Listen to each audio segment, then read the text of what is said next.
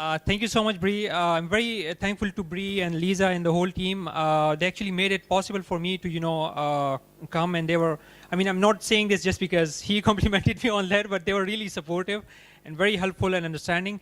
The crazy thing is that I got my visa on the 23rd. I had applied like on the 16th, and we have all this crazy stuff that we need to prepare in order to apply for the visa. So there is a police certificate that you have to get.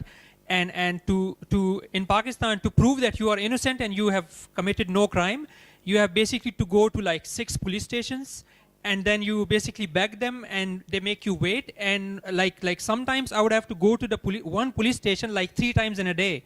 So in this month I basically I don't think I have got any other work done except going to police station, going to bank and all that.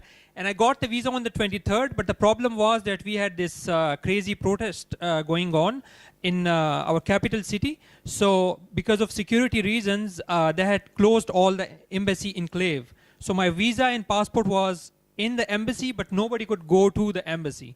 So I got it yesterday, like at 5 p.m. yesterday my time. We are like 3 hours ahead of you guys in Bali. So at 5 p.m. I found out that my travel agent has secured that passport, and it was brought from Islamabad to my town Peshawar in like 3 hours, and I got packed like in 2 hours, and I found a flight, and I flown in 6,200 miles, 24 hours flight, and almost no sleep. So if I make any mistakes, please get angry with the embassy officials and the protesters, okay?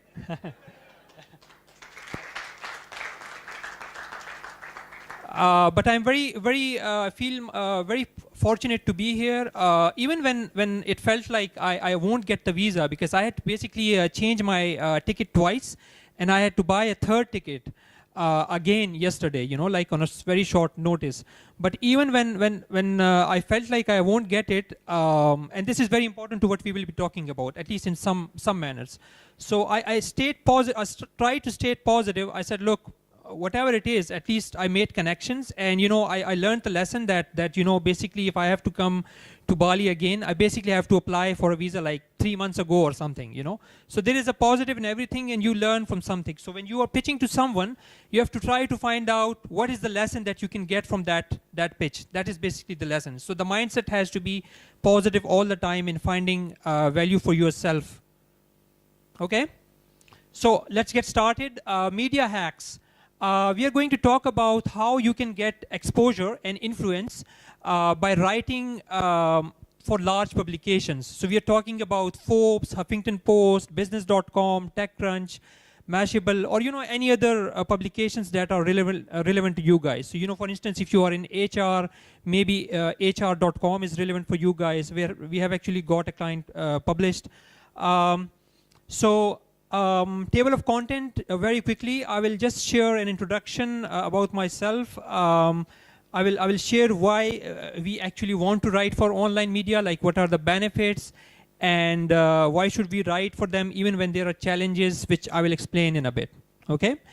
Then before I explain what your pitch should be like, I will explain what you should do before you make the pitch, before you write that email, before you reach out to an editor, a journalist, a reporter. So this step is actually more important, or at least equally important to writing the pitch.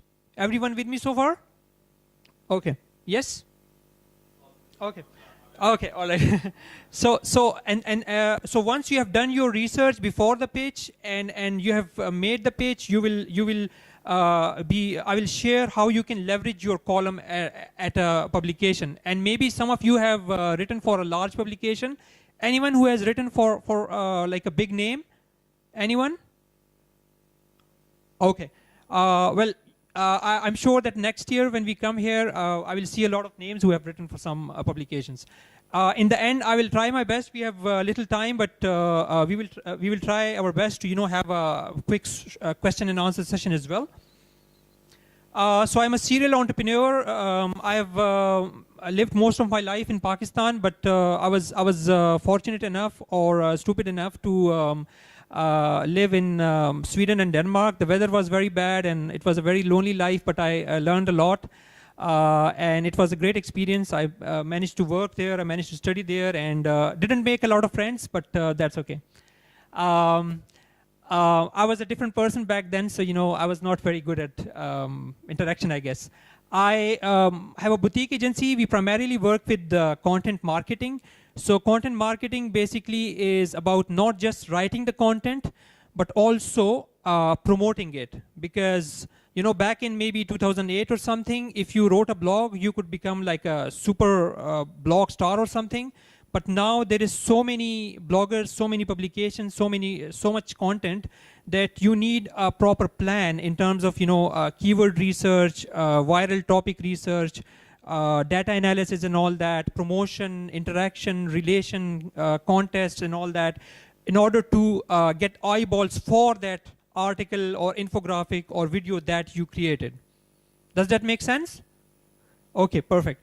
I have also been speaking for a while. I have previously spoken in some Google events. I've spoken online. SEMrush, if some of you know SEMrush, it's one of the, I guess, top 3 or 4 inbound marketing platforms.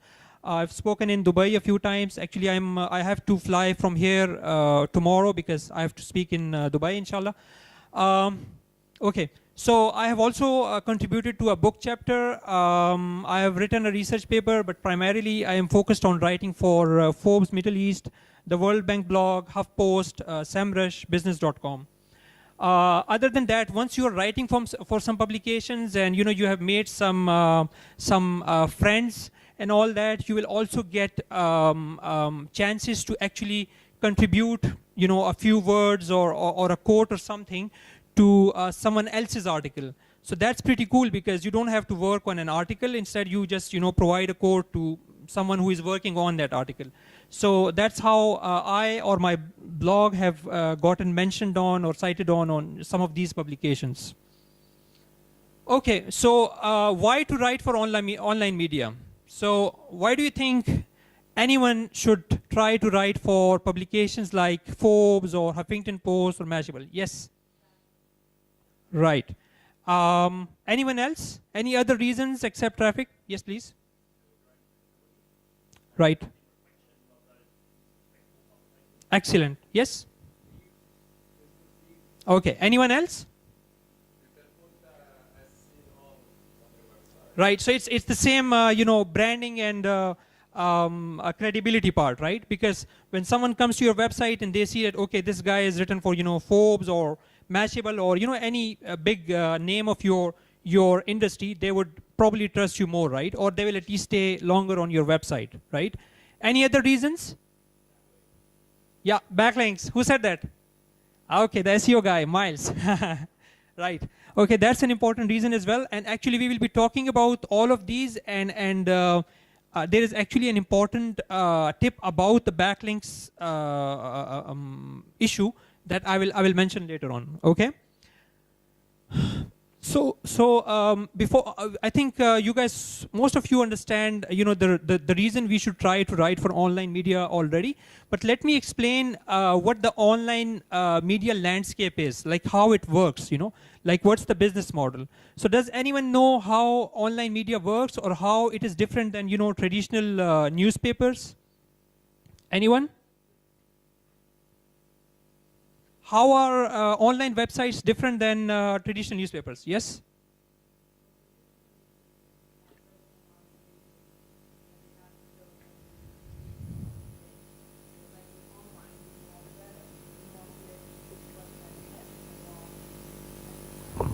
Okay, nice. But is more always better in terms of quality? Yeah, yeah. Right. I mean, I'm not criticizing you. I'm just trying to, make all of you think.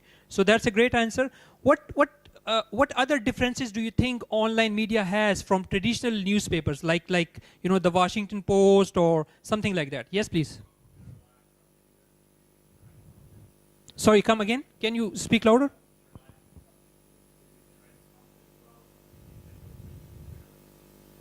Right. So newspapers have paid maybe full-time journalists, whereas the online publications try to leverage contributors who are not usually being paid. Is that what you're saying? Okay. Yeah, wonderful. Yes, someone was, yes. How so? Can you explain that a bit more for all of? Hmm. Right, right. Okay, okay, good. One thing that I want to make clear is that, you know, the online publications, they need you as much as you guys need them. The reason has been somewhat mentioned already. They depend on a revenue model, right? An ad revenue model. So in order to display more ads, so as to get more clicks, so as to get more ad revenue, they need more and more and more content. Okay? So that's why they're always looking for quality contributors. Okay? Does that make sense? Okay, good. So they need you, but of course you don't want to mention that in your pitch, you know, like oh, hi, editor of Forbes, your dreams have come true, I am here, you know. Okay. So like I said, it's an ad-based ROI model, and one of the problems which many you know, many content experts and marketers have sort of seen is that the problem with this model is that even things like fake news, clickbait titles, even things which are not really properly researched, they gets pushed online, you know. And sometimes it actually happens that a negative story about someone or some company might get published, and by the time, and it might be false, and by the time that company assures their readers and their customers that, okay, this was not true, we are not, you know, the bad guys, it has already probably done a lot of damage to them, right?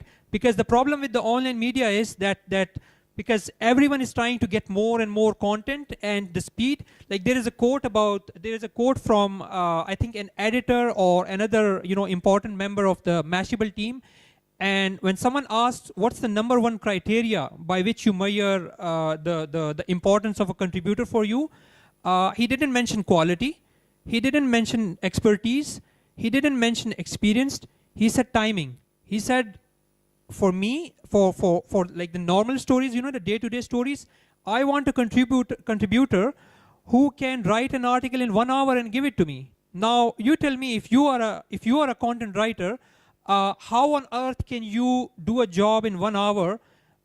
It's not just about the writing. It's also about, you know, checking your sources, you know, talking to someone and making sure that you have included their side of the story as well.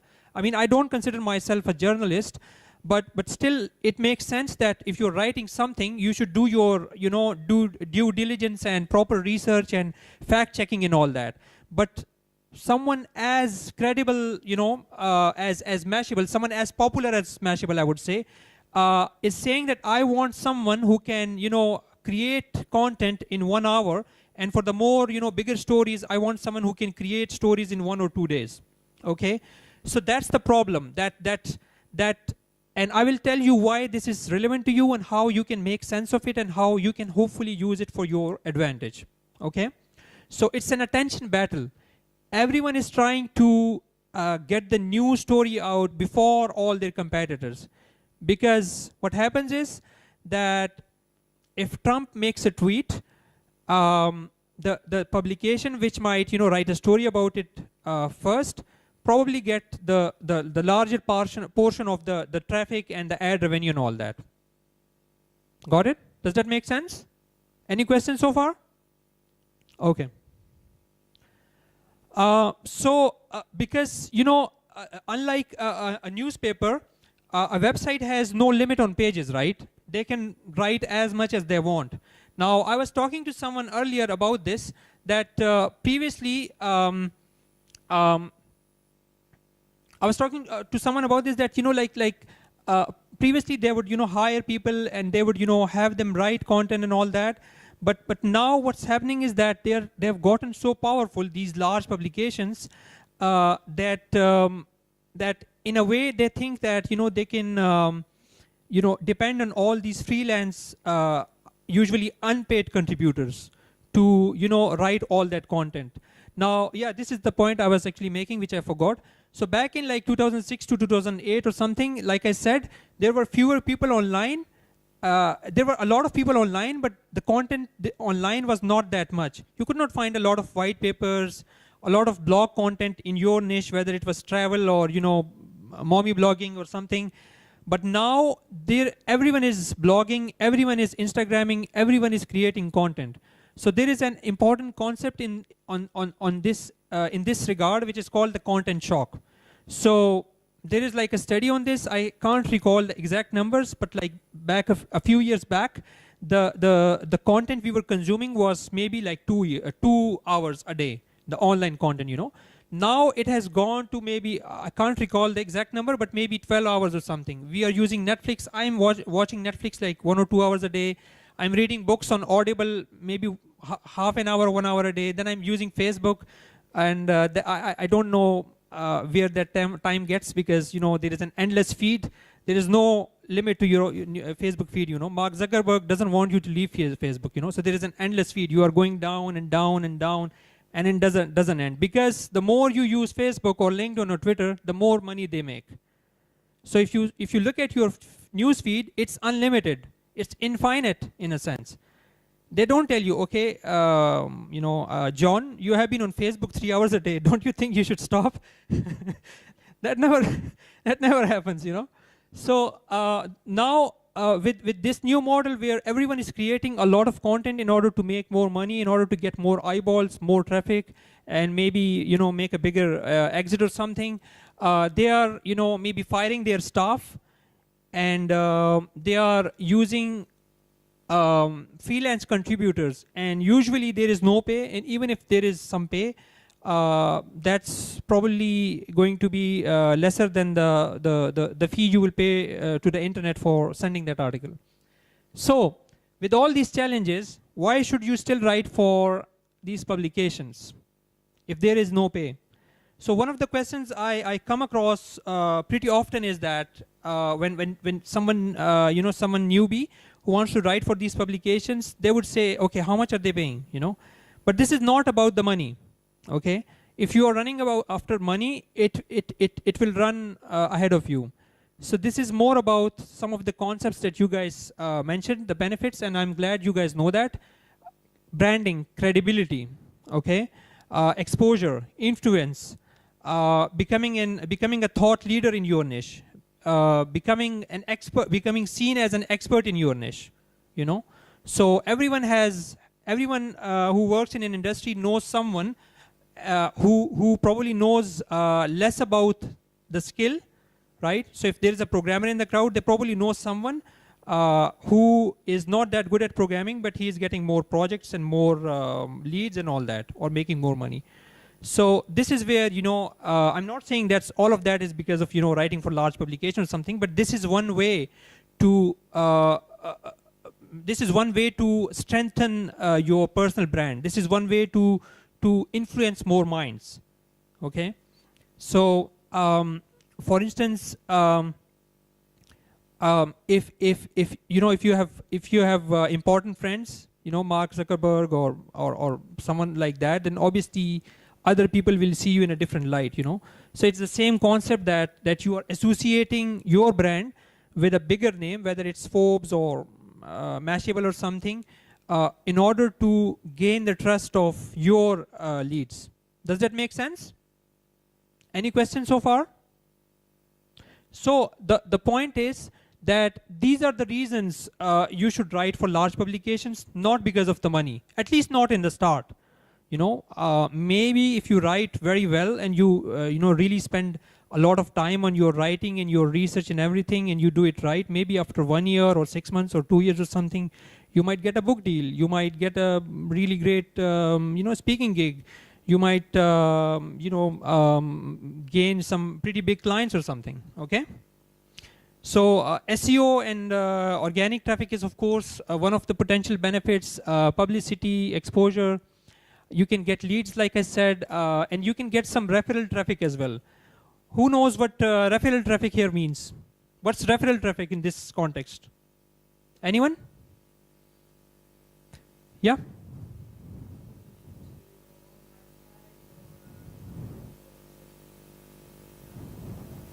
Right. Yeah.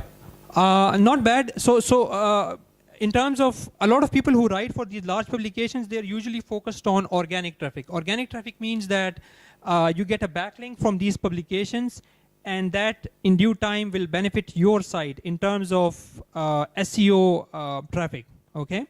So how many know what SEO is? Okay, John, what's SEO? Explain it to me like I'm 5. That's actually not really my expertise at all. But it's basically with content creation, you basically get links and backlinks to various sites. Right, right. Okay, so let me just explain. That was not a bad definition, but let me explain it in a way which will, I think which is something that you will probably remember for your life. Okay. So think about like in real life. If I ask someone who is John, and 3 people tell me, oh, he's a really good guy and all that. Okay. So if I trust those people, if I see those people as credible, serious-minded, professional and all that, then I will obviously trust their judgment and I will say, okay, this is a good guy. But just as an example, if one of them is like, I don't know, someone who I don't trust, or someone who is not in line with my brand or something, then that will not be a positive vote for me. Okay. So when Google is trying to realize who to rank in the search results, because whatever you search for, there are a lot of websites which Google can rank. So why is it that when you search for example, scuba diving in Bali or something, why is it that website A comes on top and not website X? So there are a lot of factors Google use in their algorithm to figure out which website to rank higher. But one of the primary factors, probably the biggest factor, is backlinks.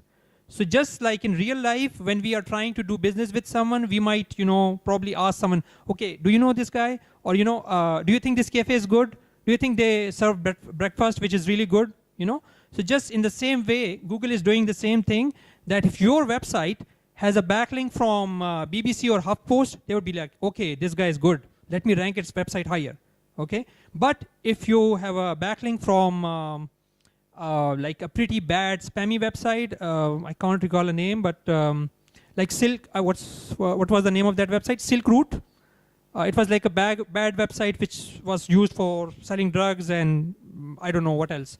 So that's a bad vote. So backlinks is like a voting thing. So obviously, if you're writing for Forbes or something like that, that's a good vote for your website. Don't expect that today you will write for them and tomorrow your traffic will explode. Of course, that's not how it works. Though it sometimes can actually work like that. It takes time, but that's the basic concept. So that's a definition of the organic traffic. When you include your backlink and someone comes through those, you get ranked for those terms like scuba diving in Bali, or low-fat, high-carb diet in Bali or something, then the traffic that's coming from search engines, that's the organic traffic or the SEO traffic. The other type of traffic is the referral traffic, which is basically the traffic coming from maybe social media or that website itself that you're writing for. Okay. So that's another option for you. So for example, there was a writer. And what she did was that she didn't even, really create like a very original content piece. And I think it was for New York Times. What she did was that she took another lady's article, and that article was something about, like top 5 qualities of mentally strong people. She took that topic, and that topic was already very popular, like probably like 500,000 views or likes or something like that. She took that topic. The title was top 5 qualities of mentally strong people, and she converted it for entrepreneurial audience. So she's came up with top 5 qualities of really mentally strong entrepreneurs, and that article, the second one, that did much better than the original article. Okay, so just because a topic that you want to write about has already been written upon doesn't mean that you cannot go ahead and come up with something even better, even for the same niche or a different niche or something like that. Okay, and that can lead to SEO benefits, and that can lead to referral traffic as well. Right. So in this regard, a couple of success stories. I mentioned that article story already. Then there is Buffer. It's a social media scheduling app. Has anyone used it? Right, okay. What do you use it for? Social media scheduling, okay. So what Buffer did was that for a period of, I think, 8 or 9 months, they wrote for other websites. So, guest posts, not on their own blog. They probably did that as well. But for a period of like 8 or 9 months, they regularly write for other websites. And that led to like probably 100,000 visitors or something like that. I'm sorry, I was in a hurry due to the visa and everything. Otherwise, I should have included a proper, screenshot of that case study and all that. But you can look it up, Buffer guest posting case study or something, and you will find tons of details on that. Don't do it right now. Okay. So, like I said, it's very important to do research. So I will share a story. One of the publications that I wanted to be on, I chased them for like a period of at least 8 months. I'm not kidding. So chasing them, not like, sending them an email every day or something, but still, chasing them. So making friends in that publication via social media, reading their stuff, once in a while connecting with someone from their management. So I did that for 8 months, okay? But I made a huge mistake, a very silly mistake. The problem was that I was targeting the wrong people. They were not the decision makers, So I didn't do my research right, and I was trying to pitch to the wrong people. So I was pitching, but I had not taken the time to do research. If I had done the research, I might have gotten that publication in the first month. Okay? So research is very important. What does research mean? If you want to write for a publication, you have to make sure that you actually understand what they write about.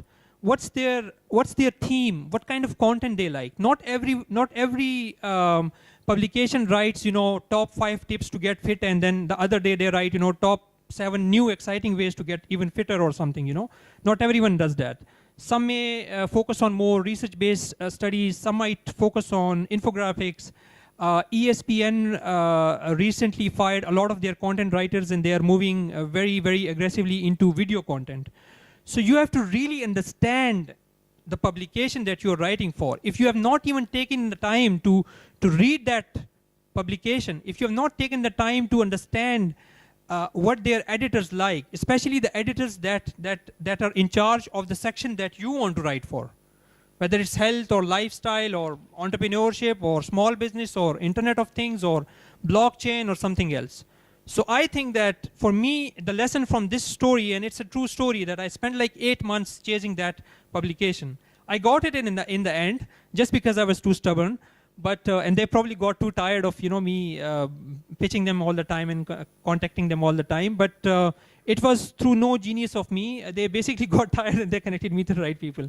So from that, the lesson for me was that it's very, very, very, very important to understand that publication. And when you are trying to understand that publication, you also want to see who their competitors are and what they are writing about. So if you go to something like semrush.com, who knows what Semrush is? Okay, what is it?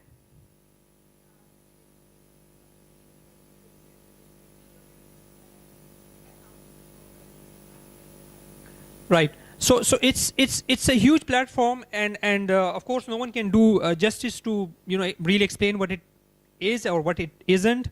There is a lot you can do, but one of the features of SEMrush or Ahrefs, it's ahrefs.com, and actually one of their team members is here for a speaking gig, Tim Solo, if I'm not pronouncing his name incorrectly. So anyway, if you go to those tools and you enter a website like, let's say, hr.com, it will instantly tell you the top 5 or so websites which are competing against this website.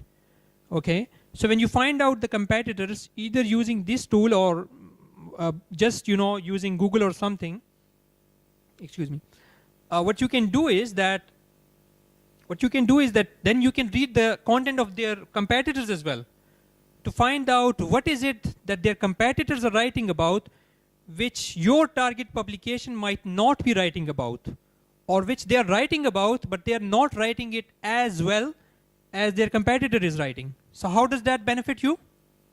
Anyone? How does studying the content of a competitor of your target publication benefit you? Yes?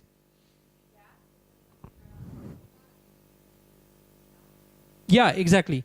So, yeah, because, you know, like if you have really studied a publication, so if, for example, for one of our clients who was in the, you know, like the beauty niche, what we did was that we didn't even, you know, went to a competitor. We just studied their own content. And sometimes it's crazy that a publication might be so busy in, you know, a lot of the challenges which we can't even comprehend, that they will not see an idea which is right there on their own website. So when I went to that website, I saw that something like, you know, something cheesy or something. There was a discussion forum post about chapped lips, okay, chapped lips. And it had like a crazy amount of, you know, followers, people who wanted to know how to take care of chapped lips, and people who had answered that question, and people who had, you know, maybe retweeted that question or something, okay? So when I saw that, I immediately wrote to the editor and I said, look, your audience really wants to know the problem of chapped lips and how to take care of that. And you, as far as I can see, you guys have not written a detailed, authentic, epic guide on this topic. Would you like us to write about that?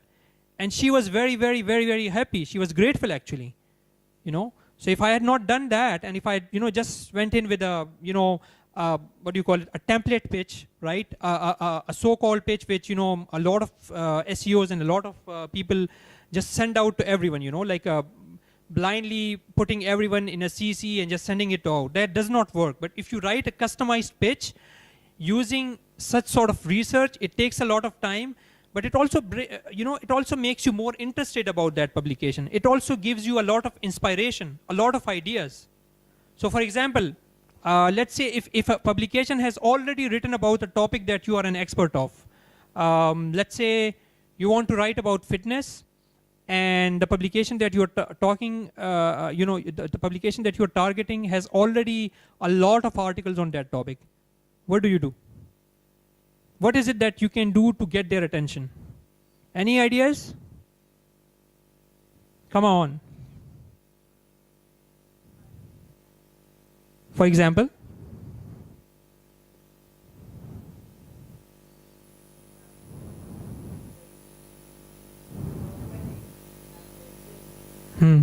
That's a good idea, yeah. So finding a different angle.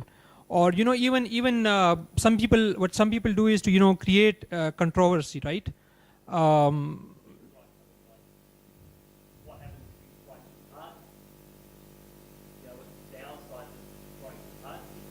Exactly. Exactly. So if they're writing too much about the positive side, how about going in with a different pitch about, you know, story of, you know, 3 people or something who actually, you know, lost their lives, or you know, got bulimia or anorexia or something because of trying too hard or something, right? So that's a great concept. Also, another thing that you can do, even if they have, and this is a very important idea, by the way, and all of yours ideas were as great as well. But like, even if they have an article, why not pitch them something even better? You know, like okay, you guys have, you know, 15 articles on the Atkins diet, but you don't have any video about it. What if I create a video on the topic, like a 3 minutes video or 5 minutes or something, you know? Or what if I came up with an infographic about that topic, you know? So there is a lot that you can do, but the important thing, like I said, is to do research. This is very important, which is why I spent a lot of time on this slide, because I suffered due to this, due to not following this tip. I have a habit of giving very good advice, but never following that. So don't be like me. Okay, so like I said, read the target side, their competitors, read their comments even, you know, to really like sort of understand who their competitors, who their comments, who reads that. Maybe, you know, maybe you are a white guy and you are trying to get on a site which is usually commented by, you know, black guys and girls. So you might want to, you know, come up with a different pitch, you know, like, I don't know. So there are a lot of factors that can, you know, impact your pitch. Like I said, you can use you can use BuzzSumo and Ahrefs. So as you guys, some of you probably know, these tools and some others can also help you find out topics which are going viral. You know, so you can find out, you know, topics which were, you know, which got a lot of shares or a lot of backlinks in the last 1 week or last 1 month or something. So that does not necessarily mean that you will write on that topic. You know, maybe you will figure out that, okay, this topic is viral, but this publication has already written a lot about it. You know, but it gives you a lot of inspiration, because I mean, it's good to use your instinct, but it's also good to use data. So when you have both, you know, it can be a very good combination. Yeah.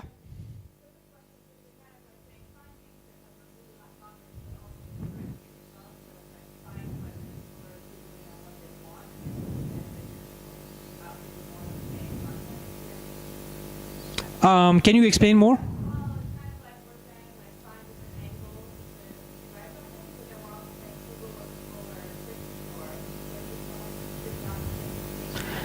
Yeah. I mean, you want to use all of these tools to make sense of, you know, what's happening around this topic or this angle or something. So if like there is a, you know, pretty hot issue which is already viral and all that, but you know, the editors are already tired about, you know, getting pitches about that topic and you know, writing about that topic. So you can figure out how I can, you know, how I can find an X factor, a different angle, a different hook, a different story or something, or, you know, even like going ahead and, you know, writing like something different. So, you know, for example, I will give you an example. So for example, if the story breaks out that, you know, Elon Musk is establishing the first colony on Mars by the end of December, and there are a lot of articles coming out on, you know, what that colony will look like and how will people go there and how long will they stay there and what will be the selection criteria and all that. So there are a lot of articles coming on that, and everyone is writing about it, about the technology, about the process, about the price, about Elon Musk's great vision and all that. So you know that this topic is already viral, but what if you pitch the topic to a publication that why do we want to go to Mars? Wouldn't it be better to make this world a better place first? You know, I'm just giving a lame example. It might not be really good. Yeah. Yeah, exactly. Because we are a fear-based society. So if I tell you that you will gain $100 from, you know, following this, you know, tip, you might not be as excited. If I tell you that if you don't read this, you will lose $100. So we are more focused on, you know, saving our losses than making new gains, at least according to the study that I read. So another thing that you have to do before your pitch is that you have to find who are the editors who write for your publication, who are some other contributors who write for that publication. You know, get in touch with them, give them some feedback and some ideas for their next article. Don't go in directly. What happens with me on LinkedIn, someone would add me, and the minute they will add me, hi, can you get me on Forbes? Hi, can you write about our startup? You know, that's not how you do, you know. You won't ask a girl to marry you on the first date, you know, at least probably not. So you want to, you know, build a relationship. You want to try to help them first, you know. Always focus on what they want, the contributor, the editor, the journalist, how you can make their life easier, you know. Like sometimes what I do is that I don't even pitch an article for a long time. One reason is that I'm too busy already. I have a long queue of articles and other projects and all that. But if I see that an editor is looking for someone for a story, I will just connect them to someone else. So what do I benefit from that? Both the guys owe me a favor, you know. So I can use that later on, you know. So try to focus on how you can help the other person first. If you help others get what they want, they or someone nice enough like yourself will help you get what you want. That was a very long quote. So reciprocity principle, even if you have like made a very insightful comment on an editor's story or a journalist article, he will probably remember you. He will start to put you on his social radar. It might take time, but that happens. So there are people who do it differently, but I like to go slow. I like to build that rapport and interaction and all that. There was actually a study that says that the kind of relationship that you build online, it has the same sort of feeling and even worth with the feelings that you build offline. So I was talking to Igor of Time Doctor, who is there behind. Can you raise your hand? Yeah. so he mentioned that they run a company which deals with time tracking. So they have a software. We use a pretty much similar software for our company because our team is based in different countries and all that. We were talking. He mentioned that they had like a meetup after like I guess an year of working or something, and all of these people were meeting in person for the first time. But because they were working so long online, that it didn't feel like they were strangers. There was this familiarity. The point of the story is that even online, if you are taking out the time to go through someone's tweet or an article and ask them a question, connect them to someone, share that story, leave an insightful, good thought, well thought out comment. That helps. I'm not saying that doing that two times a day will get, but every little bit helps. All of it. Okay. The pitch. I'm actually very bad. My pitches get very long, but actually I think that it is better to write short pitches.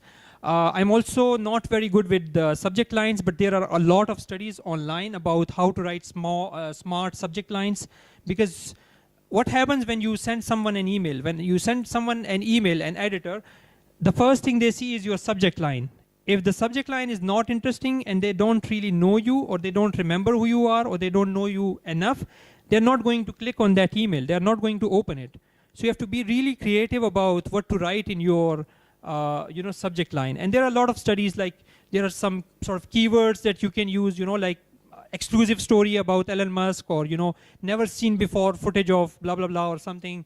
Numbers, you can use numbers. So if you have done a case study, and that case study, it made someone $3,433 in 33 days. Then when you mention that is more interesting, rather than a vague subject. And of course, you can use your storytelling techniques. I believe there was a session on storytelling, so I hope you guys attended that.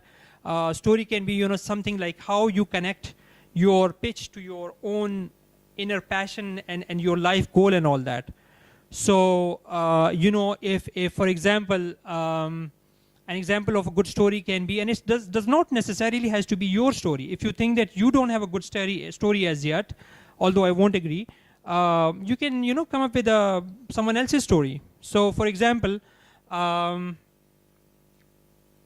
reading about blockchain a lot these days. So I came across a story about a girl in Afghanistan who is basically getting her payments very easily through Bitcoin.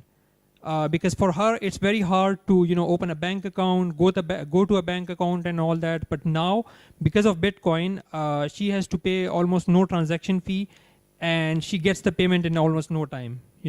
So that story is already published in a book. But nothing wrong with rewriting the same story, or finding someone else who has a similar story, or even reaching out to that girl and getting more information from her on what's the update after that book was published, for example. Okay, so when you write a story, it can be very interesting.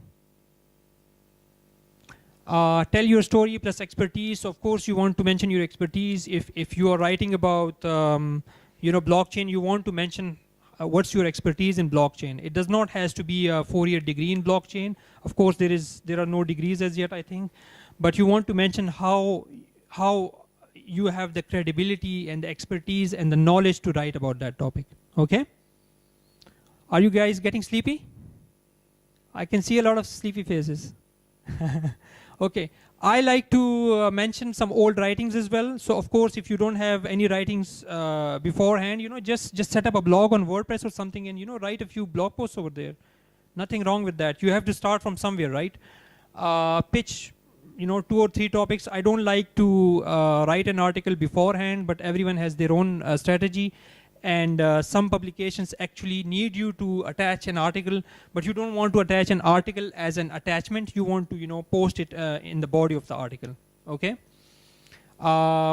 It's also good not to include too many links in the article, to previous blog posts of yours and your social media links and all that, because sometimes that can make your email go into their spam box. So you don't want to do too much of that. So like I said, I think we discussed this already a lot. So that's it for now.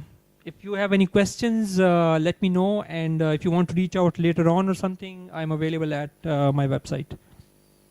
Any questions? No questions?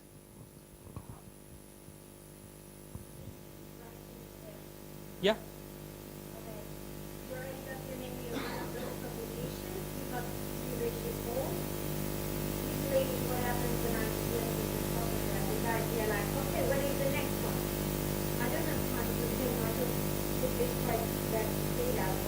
I understand. I reach my goal and I don't have much more resources to dedicate to that. So, how do you keep them okay with that? Right. Excellent question. So, I think what Jahil, right? Yeah. What Jahil is saying is that a lot of these publications have these, super crazy rules. Excuse me. What they want to do is that they will ask you to maybe write 4 articles a month. One publication asked me to write like 6 articles a month. And that's for me that's pretty crazy, because especially if I'm not getting paid, and I usually spend a lot of time on writing an article.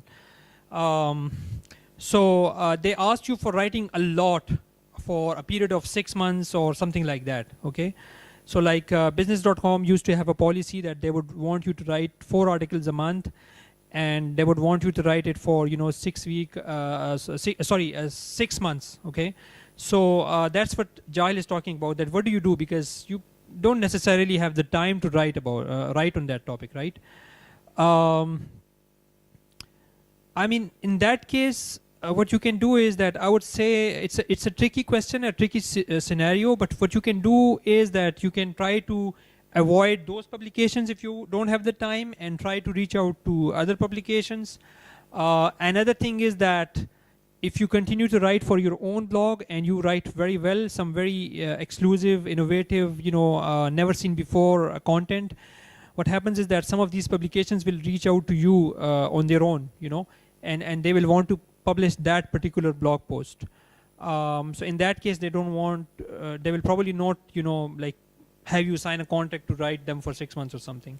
So it's tricky, and maybe I'm discussing blockchain again and again, although it's not related. But I was mentioning this to John that maybe something like blockchain or something, it might change this process where usually the freelance contributors, they are sort of not rewarded as much as as they probably should be.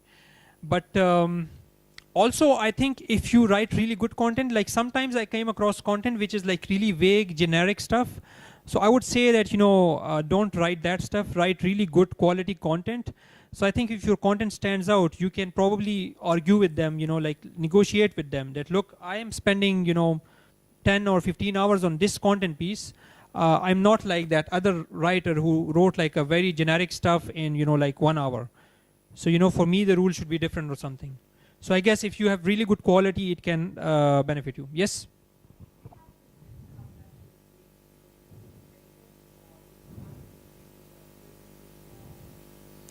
I mean, just use LinkedIn, Facebook, Twitter. Twitter is very good, okay? Cold calling, as in by a phone?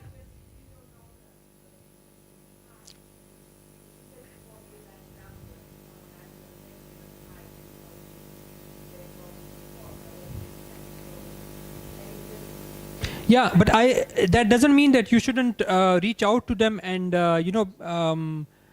interact with them. So a little, it's a story about a guy who got a job without even asking for it. But I will use it as an example so that you can understand how it can work in the online media as well. So it was this guy. His story was mentioned in a book called Designing Your Life. It's a book by two Stanford professors who actually have a course on designing your life at Stanford, and they basically teach you how to design your life in the same manner as a designer would use prototyping and all that to build an Apple iPhone or something like that. Okay. But anyway, they mentioned the story of a guy who tried to apply for jobs and he didn't get any offers. But then he changed his strategy, and I think he reached out to like 45 or so decision makers. And he didn't say, hey, you don't know me, but I want a job in your company or something. He just met them at their level, and he's mentioned something specific about their profile, their company, their experience. Hi, John, I know you have a publishing enterprise. I have read such and such book of your publishing industry, and I really liked it. I also want to work in the publishing industry. I wonder if we can meet over a cup of coffee. I will buy the coffee, and we can chat, and I can just ask you some questions, right? So then at that time, you're not asking them for a job. You are just asking them if they can meet you, okay? And it does not have to be a coffee. I live in a very small town of a third world country, so for me it's not possible to go out on a coffee with the editor of New York Times. But there is Skype, so if you mention something, what happens is that if you have studied a little bit of psychology, when you mention a specific compliment about someone after really studying their work, it impacts them, and unconsciously they feel like they owe you a favor, so on LinkedIn or Facebook or something, you can still study their work, study their business, and really come up with something interesting which is relevant to both of you. So anyway, this guy, he met like 45 or something decision makers just over a cup of coffee, and he would just ask questions. Maybe maybe he wanted a job in like the energy sector, right? All in oil and gas exploration or something. So he would just ask, okay, how do you work? How do you get clients? What happens when this happens? And during that process, the other side, the decision makers, they also got a sense of his knowledge and expertise, which he had already. Of course, if you don't have that, then it doesn't work. So they also saw that, okay, this guy might not know everything, but he is curious, he's enthusiastic, he's interested, he has smart questions, and he has some knowledge as well. So I can't recall how many job offers he got, but I think like out of 45, it was like 40 or something, without him asking for them. So within Skype, within internet, LinkedIn, if you've like you said, how to reach out and how to find them. If you want to write for the nutrition section, go online, use Google, and find out who writes for that section, who manages that section, who are the journalists for that section, who are the editors and the writers and the reporters and all that for that section. What do they do? Which books do they like? I mean, you can now spy legally on people online. So why are you not using that? Why are you watching cat videos?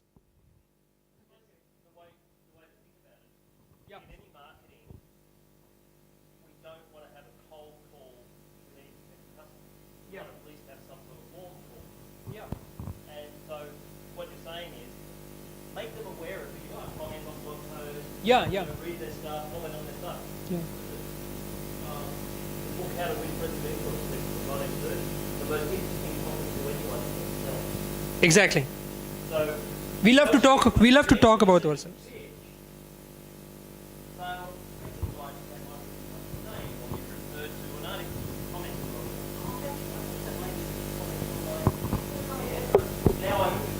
Yeah.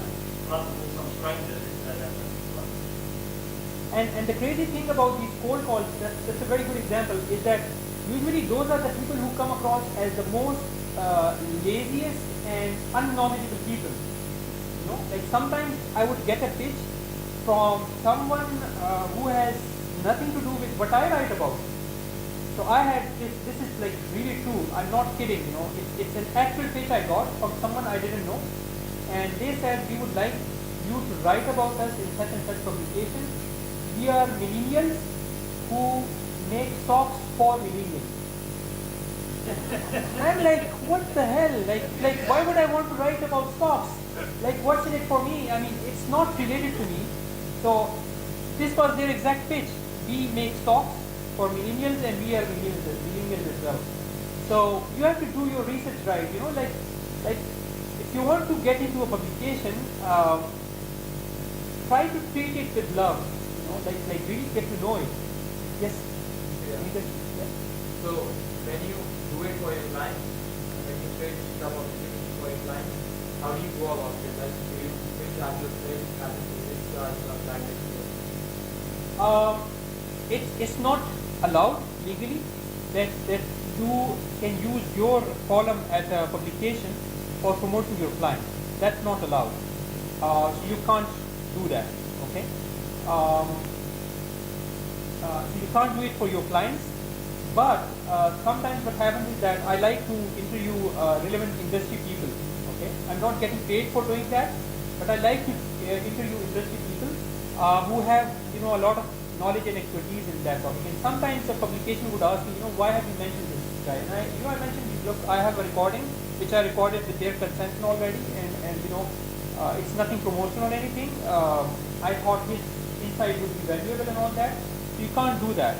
But if you want to, help your clients get mentioned on different publications, I think a good start to do it, like in a 100% white hat legal way would be to use something like Haro, help a reporter out.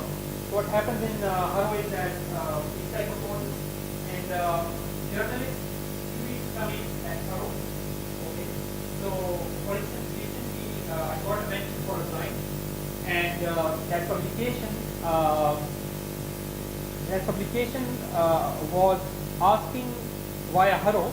So I could not see who she was, the journalist. I could not see which publication she writes for. That's how usually Haro works, But I could see her query. So she said, I need to know any small businesses who are innovative and who use, like innovative means for hiring people or something of that sort. Okay. So I'm not an HR person, but I said, what the hell? Let me try anyway. So one of our clients, they are in home decor industry, and we look after their marketing. So I went in, I answered them via Haro, and I said, hey, I look after marketing for XYZ. We are focused on home decor. I'm not an HR person, but being the marketing agency which works for this client, I have to hire and train different marketing personnel. And this is what I do. This is how I made a connection, and I got that link, and that was, I think, from Reader's Digest. So that's a pretty huge publication. Yes.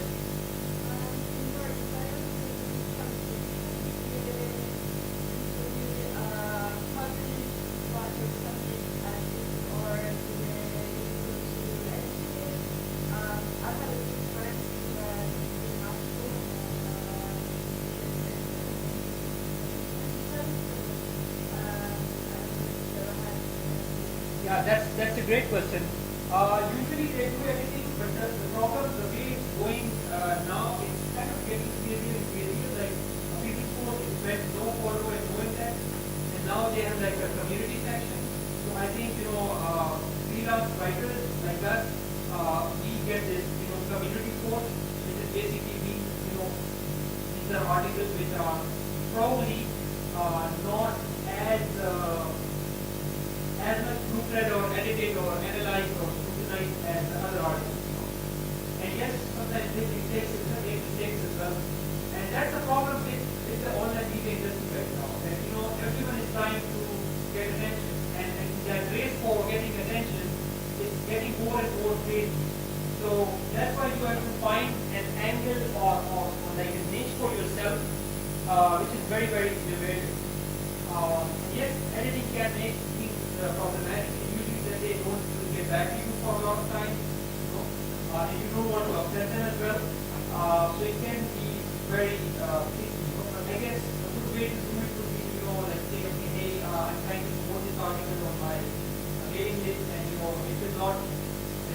your two guys and me, we have such and such mistake is there, can get it done by Friday, blah, blah, blah. Maybe part of that also is how your content is reflected on that slide affects your personal brand. So if you do research the site and go, well, hang on, let's say something get you shattered. Yeah. But well, maybe that's not target. That's the problem. I mean, like for instance, business.com, their management team, I mean, I don't know if I should mention this publicly or not, but I guess I should. But you know, the management team, you know, I lost my access without any reason, without any alert, without any notification. They even changed my name. Like my name, I keep telling people is Syed Irfan Ajmal. They remove Irfan, you know, like that. Not everyone comes from United States, everyone has different culture. My given name is Irfan, they just moved it. If I'm telling a customer, I am a business.com and he look me up, you'll be like, okay, this guy's alive. Your thoughts on buying? Sorry, come again? What are your thoughts on buying? Probably know a lot of. Yeah, that's illegal, and if they find out, they will probably blacklist your company, your startup, you know, and they will also blacklist the distributor. And actually, they have now started litigation, at least in the United States. Some of the people who are selling links like that, they are getting, you know, being, you know, they have to face the law right now. And another problem with buying links like that is that when you're buying those things, it's usually, you know, a writer who is just after the money, and they're not going to write an article in a way which is, you know, really reflecting your brand in a way which benefits you. You know, there can be mistakes. The quality may be bad. He or she might not have a good reputation. So it's up to you if you want to take that risk to which can, you know, have your startup. In most publications, yes. And even if you don't, usually they say, you know, okay, if you accept to be a writer, that means you have accepted these terms. So even if you don't sign it, those are the terms. If you don't want to do that, and if you want to do it in a more smarter way, so Haro is definitely one way to do it. And relationship building is the most important thing. So, you know, if you build relationships with those editors, and you really, you know, they start to trust you and see that, okay, what you're doing has value in it, that should be useful in some ways for you to, you know, do client work. But again, I don't know much about that. I probably should, and I'm, you know, trying to find time to study, you know, traditional PR, you know, public relations, to really understand, because there are a lot of PR experts who may pitch an article about their client to a publication. So one of my friends and actually our partner company, they deal with PR and they're based in the United States. Like if they had a client who is an expert in cybersecurity, so when there were you know there was some case of, you know, hacking attempt, he immediately pitched his client, you know, said, okay, you had such and such hacking attempt at, you know, Apple or something. Sorry. Yeah. Hello. Okay. So he basically mentioned that, you know, you guys are probably looking for insights and, you know, expert advice on, you know, what happened at this Apple iCloud hacking attempt and how this can be cured. I have this client, and he writes about cybersecurity. He has wrote such and such books about it, and, you know, he has a company. He has worked with Dell. Blah blah blah. Would you like me to, you know, have him write an article for you, or, you know, contribute a quotation for your next article or something? So I guess that's sort of how it works in the you know, the proper manner.